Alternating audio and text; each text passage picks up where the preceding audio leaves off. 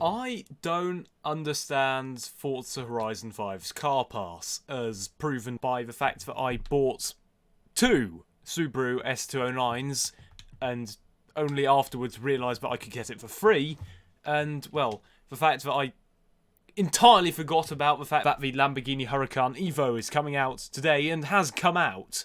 Everyone has already made their video on it in case it wasn't obvious, but I thought, sure, why not? I should give it a go. Why is the purple on this car but not on the Aventador SVJ? I don't understand this game at all. So, right, let's have a look if the community has made any interesting liveries for it yet. I'm going to get this camo because it actually looks quite good. Right, those of you who know me know I'm not the biggest fan of Lamborghini Huracans.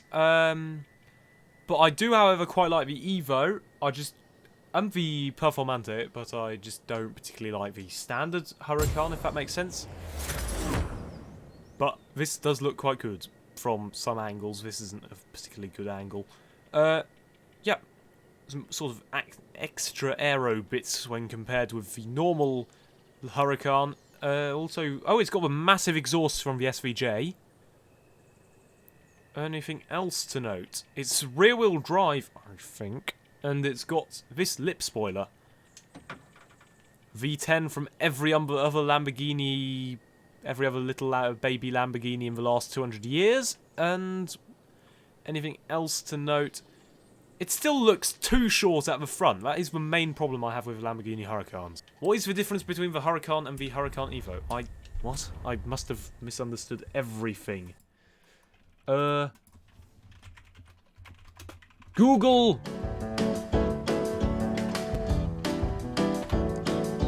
The EVO has 4-wheel steering. They have the same engine. Okay, the styling has been upgraded. I agree with that.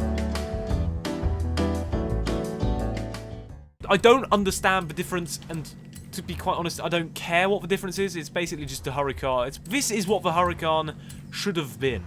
Although, I'll be honest, I did say that about the Huracan Performante. Anyway, does it have any body kits and stuff? No, it doesn't. How bad does the Forza Aero look on it? Bad. Very bad. Let's go for a drive. Let's see what it's like before we judge it. Does it sound good? Does it drive well? Sounds exactly like every other car in Forza Horizon. Okay, that was very precise. Remember, it's all-wheel drive, which would explain that. But brakes are quite good. Brakes are really rather excellent.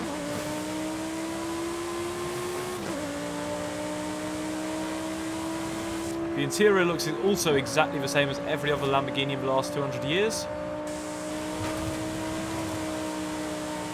Oh! Oh! That went quite well. The handling is quite good. That was an accidental test of what happens if you floor it round a high-speed corner. This is quite nice to drive, but no one was doubting that it would be. I still prefer the SVJ. That's a lot more expensive. From where I'm sitting, this drives like a Huracan, but maybe a bit better? I haven't driven the Huracan in a while. I did recently, but it's not that much better. It feels nice to drive. It's no one's doubting that it's a nice car to drive. So it's just not special in any way. It's just another Huracan that's quite nice to drive, again, which is to be expected.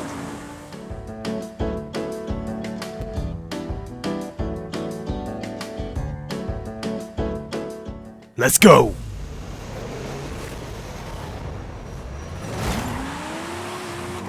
So, these are unbeatable drive cars. And it shows because they've somehow got away faster than me. In rear-wheel drive cars.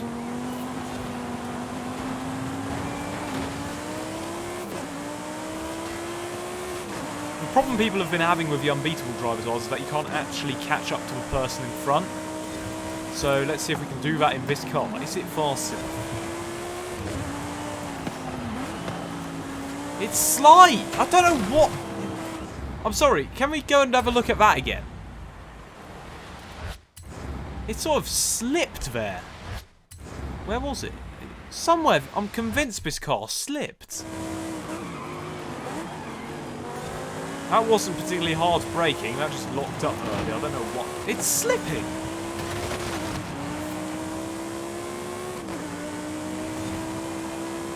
Eh?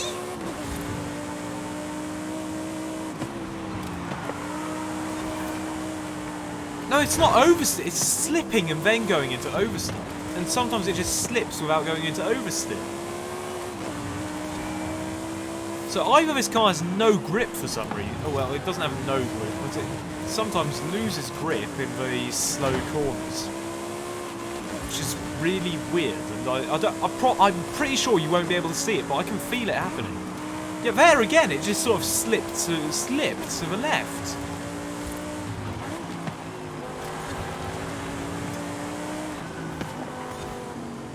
It can't get the power down. The others are just, I'm just a moving roadblock because this car can't get the power down out of the corners. I mean, it can once you're out of the corner, but other cars can get the power much earlier. So you need to wait like an extra tenth of a second before you can put the power down on this. I haven't watched anyone else's review of this, so I'm going to have a look after this to see if my opinion matches, or well, you can watch other people's reviews. I'd probably recommend Purple Petrol 13, he usually does a good job. But have a look what he thinks after watching this video. It's slipping! Why the hell is it slipping so much?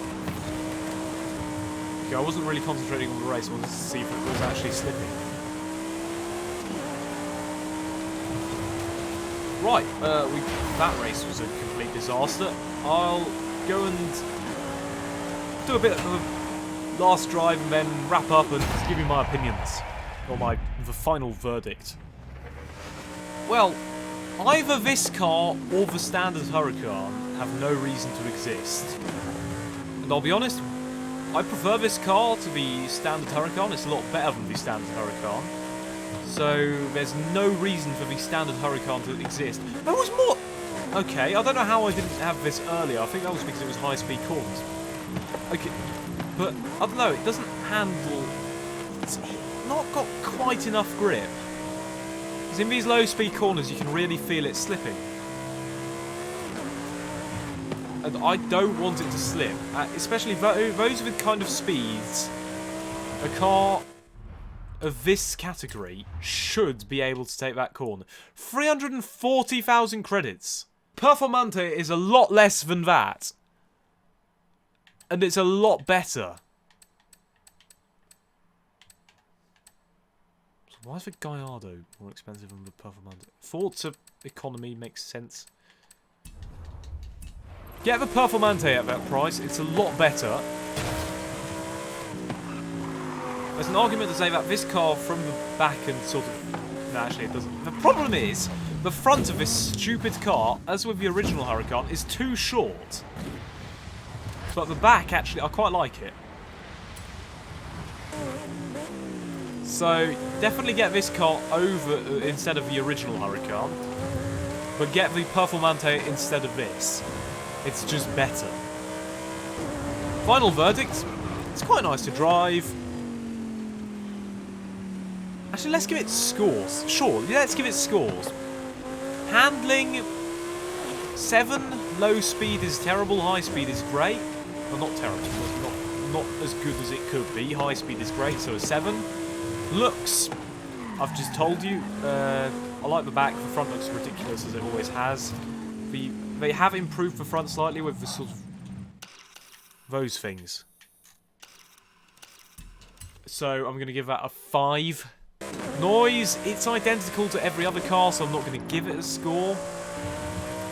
Thank you, Forza, for being, well, Forza.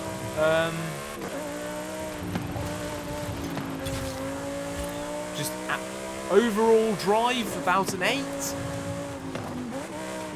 It's nice, it's not perfect, it has faults, but it's quite cool to drive. Would I want to own it? No. Definitely not. well, I don't know. If you have any more questions, put in a comment. I'd be glad to answer them because why not? And apart from that, have a nice day. See you in another video. Bye bye. Have a good week. Have a good day, etc., etc.